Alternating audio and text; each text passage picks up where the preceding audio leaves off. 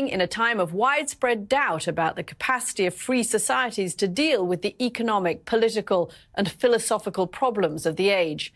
Many readers would agree. In fact, many did in June 1975, almost a half-century ago, when journalist James Reston wrote those words. But democracy did not founder then. And while there is no question that it is facing serious challenges today, it is another question whether they amount to a universal democratic backsliding or worse, liberal democracy in danger of collapse. It should be reassuring that democracy is not facing a global extinction event, but more a patchwork of storms, and that democracies have usually found a way to weather them. OK, Kurt, I don't know if you've had a chance to read that. We've read a big chunk of it there.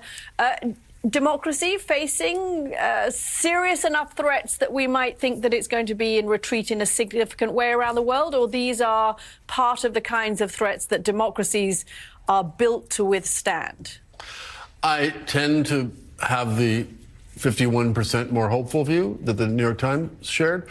I think, you know, it is easy and in its terrifying automatic way, tempting to say, to take what's going on in everywhere from Hungary to Germany to the United States and India and Israel and everywhere else and extrapolate.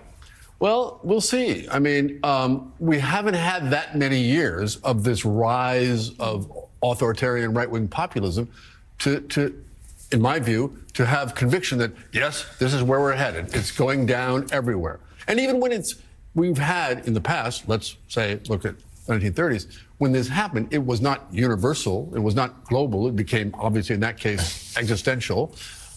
So we'll see. I mean, you know, we haven't had, in this country, I mean, my inclination about this country, for instance, is that we are at the end of a long period of this is the last hurrah of a kind of right gone decadent and extremist, and we can get out of it. Now, I'm not convinced of that, but that's what I'm banking on in this country.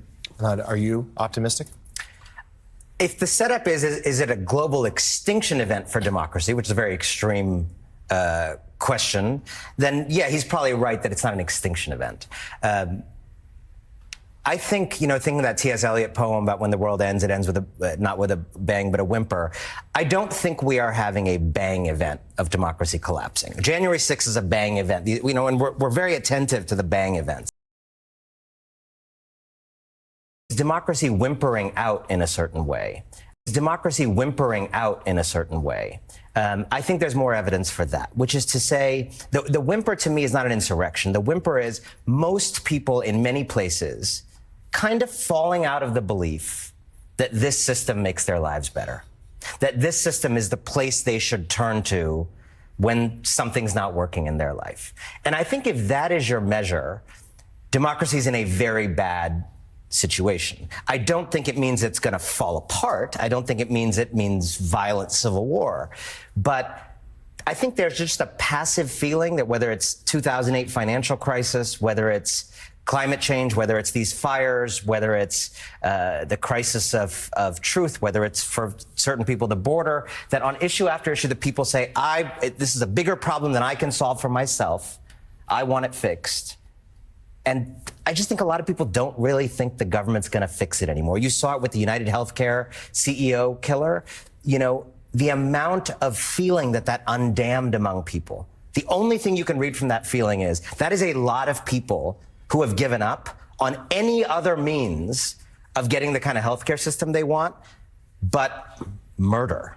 That should tell us, I think, the depth of feeling out there, that this system just doesn't really have the purchase in people's lives that I think we all grew up in school being told it does.